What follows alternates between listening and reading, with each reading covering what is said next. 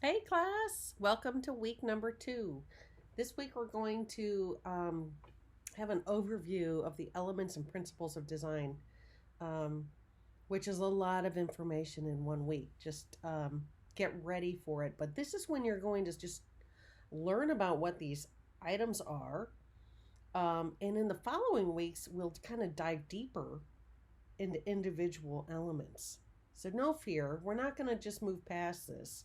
This week is for you to get out there and look and find examples and journal um, things that you find that represent the elements and principles of design. So, I just want to go over them briefly and talk about the assignment that you'll have. And by the way, the assignment check in is Thursday this week because of Labor Day on Monday, so you'll have an extra day. Usually, your check ins will be on Wednesday. Um, so you'll start by reading chapter 6. It's about the elements and principles of design, and then looking at the websites that are posted and the videos, and then starting to collect your own examples and create your own presentation. You can use Google Slides, PowerPoint, Keynote, whatever you feel comfortable with. Just make sure you export it or save it as a PDF, and that's what you'll upload by the end of day Sunday. All right, so I'm going to talk a little bit about what these are, just to throw a whole nother perspective in there, and to kind of base some of my ideas and examples off of your book explanations as well. Um, this is a lot of information, so I will post these notes so that you can look at them. I hope it helps. If you are needing extra explanation, please give me an email. I can always do that as well. I'm going to move my mug off of the side here so that you can see the examples, because I think some of them I've used the full presentation slide, so I need to move off. But hello, and you'll be hearing me speak throughout this presentation. All right. So I like this little explanation here. Graphic design, it's kind of like a puzzle. Think of it as if you're going to take all these elements that you have to work with, and actually I like to call them assets, and you use the elements with the assets. So you might have your assets might include typography, and they might include photos or charts or graphics or icons and logos, copy from a copywriter, all those things, and you need to construct them and build your own puzzle. That's what we do. That is the whole basis of this. So these elements and principles will help guide you to create a compelling and an effective composition that might get your concept across. It's really not magic. You'll usually have to do this a few times. Many times, think of this too. Your first solution is probably not the best solution. So remember, you're going to be brainstorming and thinking beyond the obvious. That's how you get to the really good ideas. Oops, excuse me. I have to click here and then go here. Nope, go here. Sorry, I'm navigating through this presentation in a different screen than I'm used to. Okay, so we use graphic designers. That's going to be you.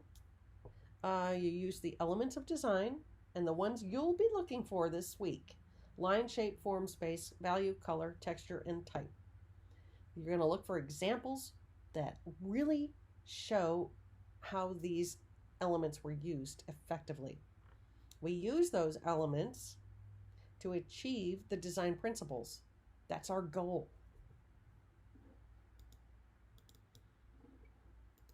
So here's line. I like this example.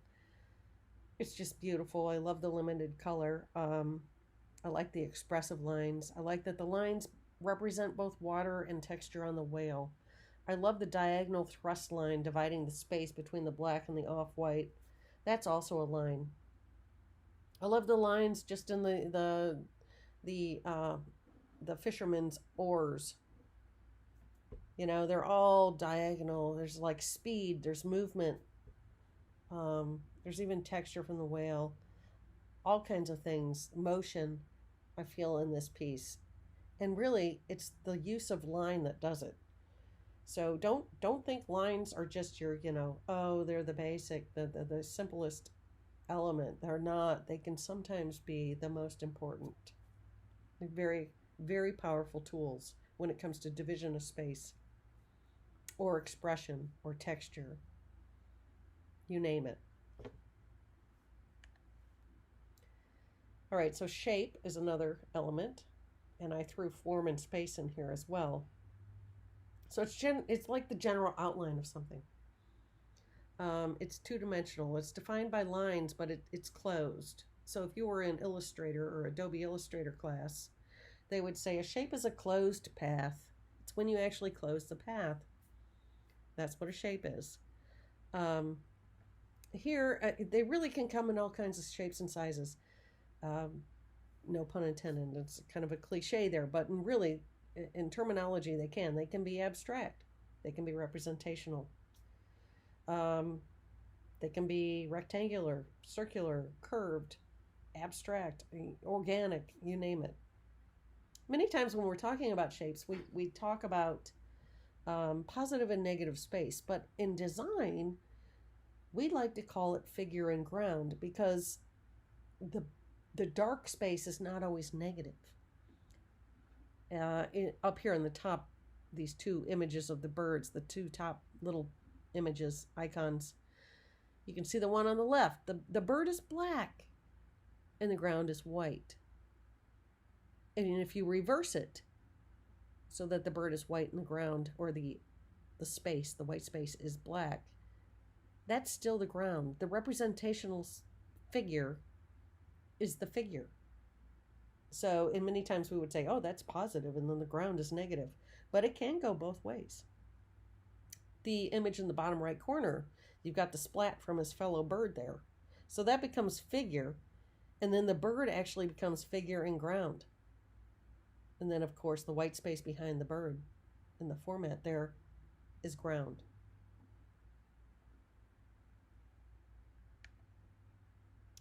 So this is an example from your book.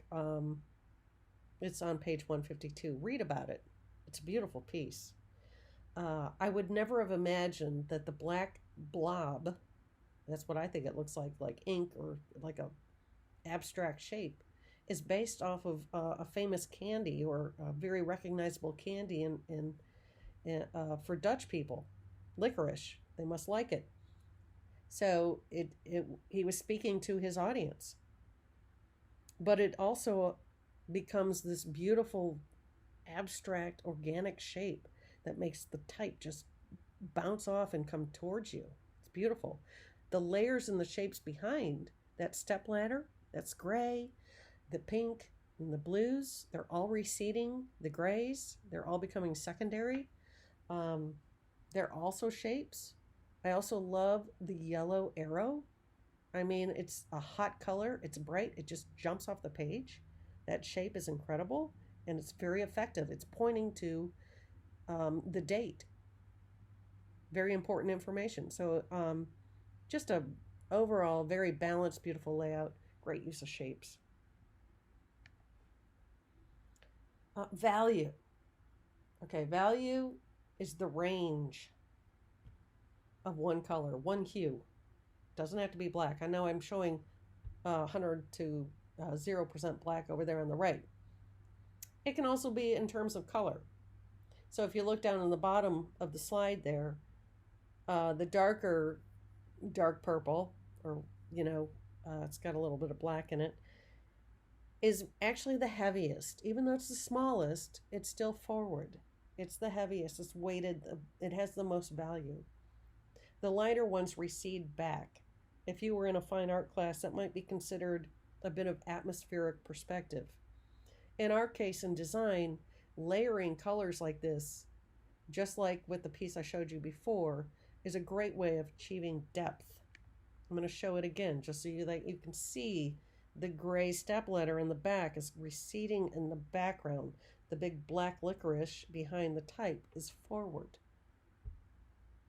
So we achieve depth with shapes and value. We're starting to combine these things. We're combining these elements. You throw color in there. Here we go. Oh my God, this is huge. Color is vast. This happens to be a color wheel that one of my graphic design 1 classes made in class a few years ago by just getting pieces cut out of magazines, and they worked as a group. So you can see that the outer edges of the circle, and this is a really big piece, it's like 4 by 4 feet. The outer edges are darker where they're shaded, and the inner part of the circle is lighter. I like this example of a color wheel because it shows a range of hue. Hue is another word for color, just so you know. All colors are hues. Black and white is actually not on this color wheel because they are not hues. They are absent of color. Texture. Texture can be textile and visual. So as designers, many times we use an image of texture to give the appearance of something, noise in the background or chaos or a little visual feel. We can even distress type with texture to kind of give it a roughness or something. If that's what our concept is, that's what we do. Textile textures, on the other hand, are more about the feel of something. This happens to be a piece from Neenah Paper. I would recommend following the paper companies, Neenah, Mohawk, French, Yupo, sorry. Because they always are doing great promo pieces, and they just have some of the most fantastic designers working for them. Great inspirational candy. Anyway, this piece that was mailed to me, it spells rethink every page. You see the R in the front with the dark blue. Behind it is a big red E, and behind that is a T if I thumb through the pages. Every one of them is printed on a different piece of paper. They're selling me their paper. So it's really textile, has a lot of great feels to it. It's just a beautiful piece in general. Type is another element of design. We work with type in everything we do because we're visually communicating, and most of the time we do need to display some kind of informative words. So typography is a giant part of graphic design. I'm sure you're studying that as well. This is an image of some lead type that I happen to have in my office that I collect. They're fun to stamp with. And you'll learn more about typography and how it was set. But typography in general, for us, it creates these relationships between different types of information. The headline might be louder than the body copy. It might be a little bit softer and a little bit less loud and big. So we need these different levels of type in order to get our message out. This is a really nice all type layout. I like it. You have the Nike logo, which of course is the biggest. It's like the headline, and then you have the body copy, those 2 columns of black copy that is a little bit muted, less loud, and then you have more of a little bit more louder type that's blue. We use some color that's right aligned over on the left. So this is showing a great hierarchy of typography. Next, we're going to get into the principles of design, and these are the ones that you will also be looking for examples of. Balance, alignment, emphasis, proportion, movement, pattern, rhythm, and unity. Like I said, or I may not have said, I can't remember, I'm going to put these notes up here so you can read these. When you're doing your presentation, I'd like you to try to put a definition of these terms in your own words as best as you can.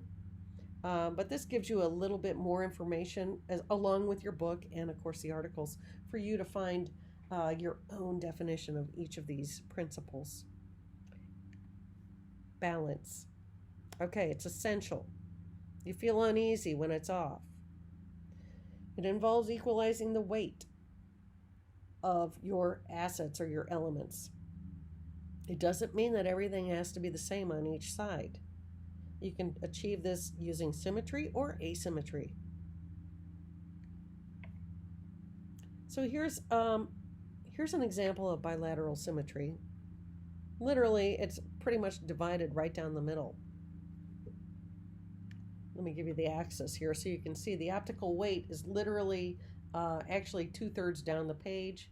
The focus of the piece are the eyes. You're drawn to the eyes almost 2/3 of the way down. Scald, the name of the magazine, is up high. It's in red. It comes forward. It's hot. It's a hot color. You can't not read it. It's in all caps. So this is bilateral symmetry. This would be an asymmetrical layout. It's a beautiful layout. Here you have, look at the player. He's actually looking at the headline. It's a little trick we do. And we're going to talk about this in a little bit. It's about movement and sequence. Point to direction. You want the eyes. You're going to follow where he's looking. And then you're going to come down and read the story. It's still weighted because of the big, long vertical image on the right. And then you have the long vertical columns of text on the left. But it is very asymmetrical. Using all these assets together builds a great layout. It is still balanced. So, which one's symmetrical? Hopefully you know, after you've read your book, that the one on the left is symmetrical. The one on the right is not. Are they both balanced? Absolutely. The one on the right is showing excellent use of white space, top left. So they're both balanced. You can achieve balance with asymmetry and symmetrical layouts. Depends on your concept, who you're advertising or working for or trying to create something for. It all comes from your ideas, and they are both equally powerful. So this China cat, you probably see a reflection of me taking that picture. That looks funny. But here I am. Yes, this is in my office. I have a lot of posters. I like this because it shows both symmetry and asymmetry. And I also like it because it's showing movement. It's showing the eyes looking at China cat. It's just beautifully done. These shapes are very simple, clean, graphic shapes. You also have a little bit of depth with these lines going back. So really this one is achieving many principles of the design. Remember when you're doing your journal that I will only want you to use one image per principle. So you wouldn't want to use the same image for, perspective or shape or movement because she's looking at China cat. But I like this one because it shows symmetry and asymmetry. And there's an example in your book here with the Shakwa logo that's absolutely beautiful. It also shows an example of extreme symmetry and then a bit of a break with that asymmetry. I think that's pretty powerful with the steam coming up with the bubbles, creating the logo. What a great concept, great use of color, just kind of bouncing you through, not overdone. Beautiful pieces. Alignment. Okay, alignment, we use it in everything, literally. I even use grids when I'm mocking up images or sketches that I might do if when I paint, which I still do. Alignment is a very strong tool. It helps you unify things. It helps you ground things. It helps you organize things. It really does. This example that I'm showing here is from Mohawk, the Make It Real promo, a couple years, maybe 3 years ago. I can't remember, 2 or 3 years ago. Mohawk is a paper company, by the way, and they run really good promos all the time. And you can clearly see a grid structure here and things lining up. I don't know if you can see my mouse, but you can see the alignment of the type and the images all the way down. So it's a strong, powerful use of alignment in this layout. I thought I'd throw in here one of my favorite sketchbooks that I always keep in, I have them all over. This is a Moleskine 5x8 with a grid. They're the tiny little dot grids. I've even used this for fine art drawings. Great for logos. Icons now tend to be in squares and circles, and many times it's a very useful tool to get yourself aligned into a space that's going to be easily reproduced in that format.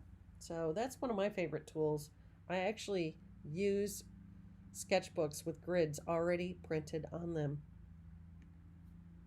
Emphasis, a very important principle. Emphasis is literally when you give one element within a layout visual significance. In other words, you're really making a focal point off of one item. You can do things to imbalance the other assets or to make your asset more important, whatever you want to create the focal point. You can skew it, tilt it, you can reverse the color out, you can explode it, you can take the color away from everything else. There's tools that we do to really emphasize one item. Visual hierarchy is another term that goes along with emphasis. Very important. What we're doing with emphasis is that we're saying, hey, I want you to look at this first, and then I might use movement or sequence to direct someone's attention to what I want them to look at second, and then third and fourth, and so on. So visual hierarchy is extremely important. You'll hear that through the next 2 years and your lives as graphic designers. Here's a beautiful layout. And I just noticed, I don't know why I put 1934. I've been typing too fast. 1935. So yeah, this is pretty old, right? But it's a beautiful layout. I mean, I love the typeset body copy over in the right and those slanted columns. It just goes along with the image. But anyway, of course, the fashion model, that is what we're supposed to look at. That's being emphasized. Paris, 1935 is second. The author's name is third, and the body copy is fourth. That's how this one would go. Here's another one for emphasis. The hat. Not only is HAT in black and whatever, but the large hat is the item most in focus, the biggest item. It's definitely the focal point. So you have size, color. The dark color is definitely heavy. It's coming towards us. It's isolated. There's nothing around it. There's huge contrast between it and the background. The man in the background is obviously probably the last thing we're supposed to look at, but it's always being looked at, you know. It's connotating something. This is an ad from the School of Visual Arts, by the way. I don't know if I put that on there. Oh, I did. Visual Arts. There it is.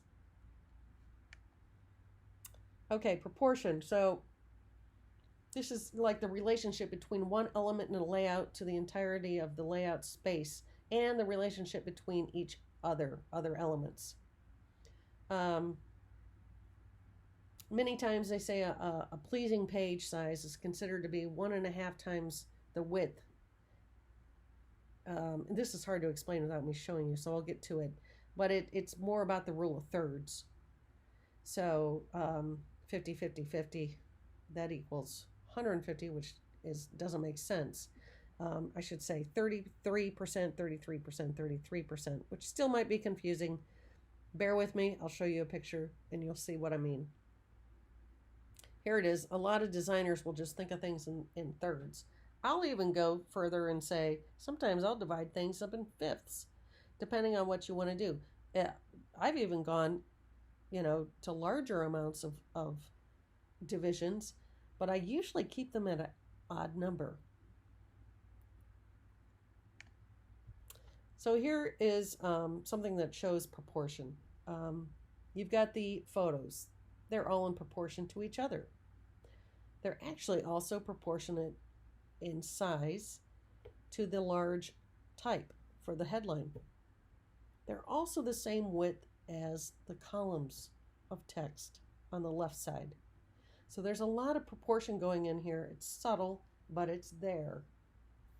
And there's a reason the designers do that. It just gives it a balanced feel. It's cohesive.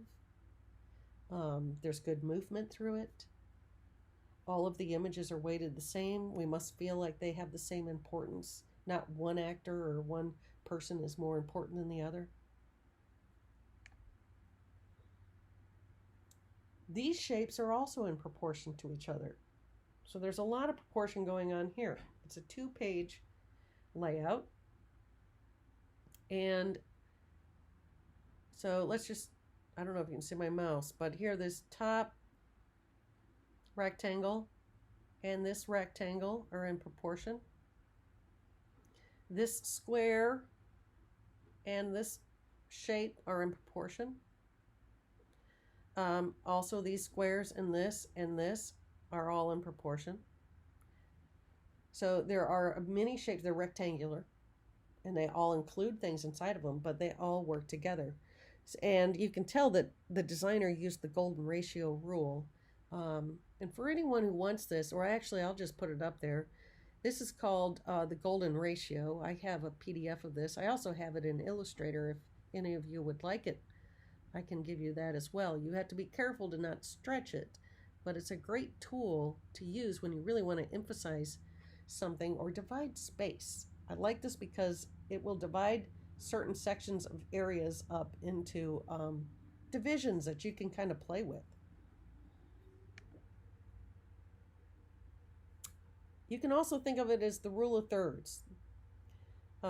Even over here on this left side, I would say the most important stuff is really here, and here's the focal point, her face.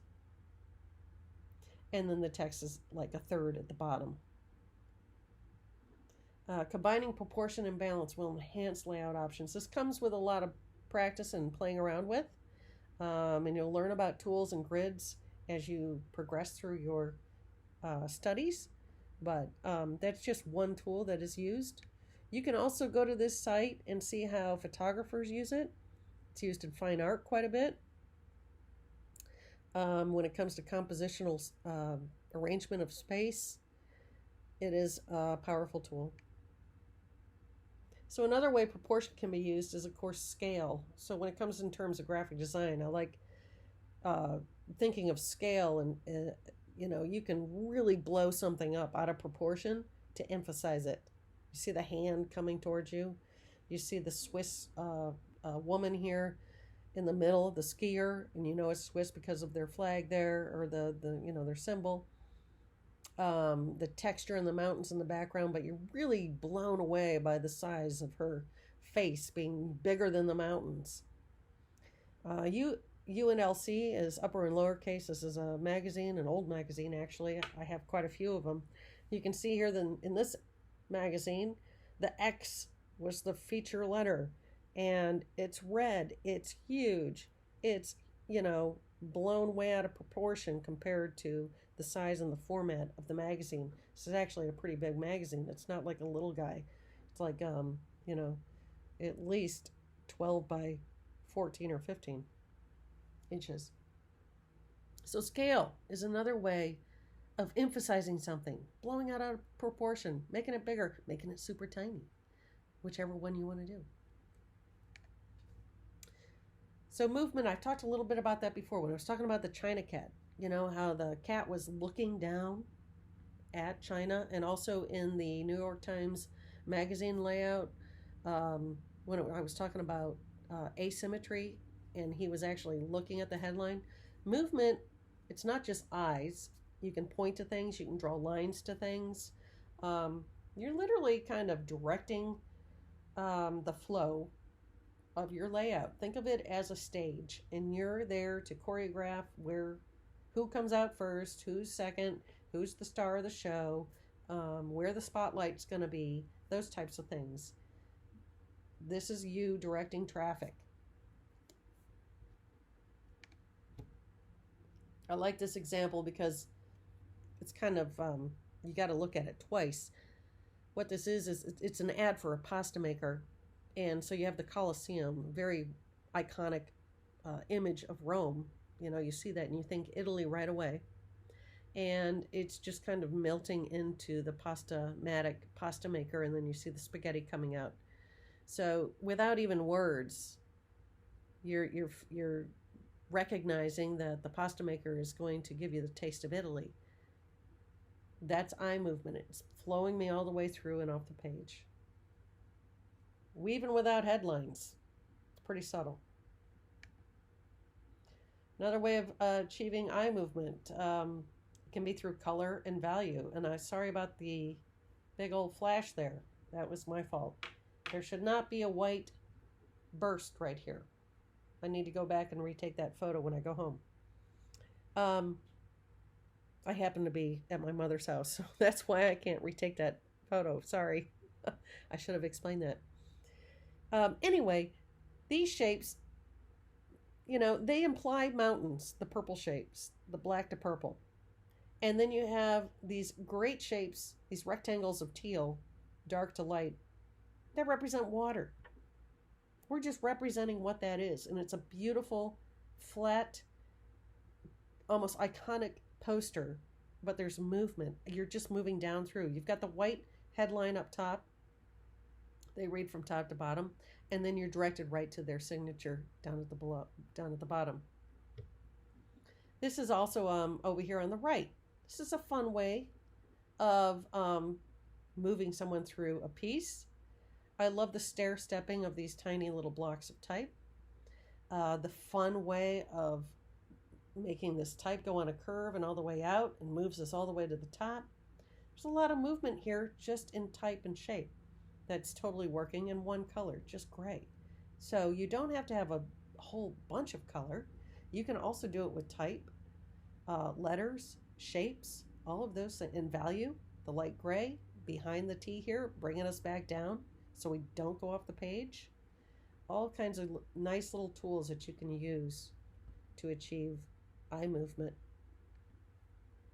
It's a little bit more informal way of doing eye movement. They're kind of fun, these McCall magazine ads. But you can kind of see, especially the one on the left, how she's looking up at McCall's and then bouncing the words off of her foot. Just fun, playful ways of using limited color, limited palette, high contrast to achieve movement with your eyes. Pattern is very important. It's usually like background noise, or it can be very decorative. It can be textual. If you, like in this case, this is from Neenah paper. It was a candy bar, high-end candy bar box, die cut package that they sent out. And it's printed in this foil. It's a gold embossed foil, so it's also raised up and really textural. It's just beautiful. But every single letter has different patterns in it, so just you can feel the rhythm, right? Rhythm and pattern kind of go together. You can just feel the noise. You can feel the movement and the texture in every single letter. You can also use pattern. This one is from French paper. It's a poster. So the gray, and it's actually a metallic gray. It's a silk screen. They're all these icons, and they're in the background. So they're not repetitive objects, but they're creating a pattern. The way that they place them together and how they're kind of pushed back a little bit behind the event logo, the 140th French paper anniversary logo really pops forward. Just a great way of using different shapes and arranging them in a way that they become background noise, almost wallpaper. It's a pattern. In this example, the pattern's used to really create rhythm and a circular motion. And it's also creating a shape in the center, a focal point.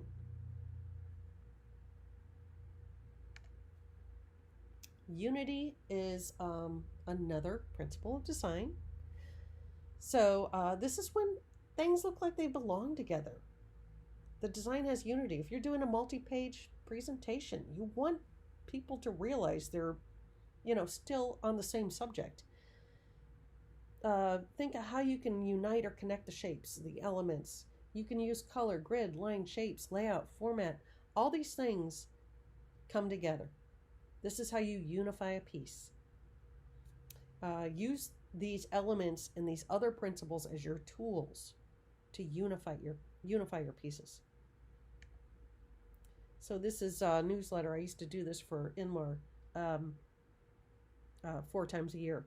Anyway, I would receive all kinds of charts of information in Excel from this company, multiples. I mean, it was never just 4 pages. It was usually about 16 to 24 pages.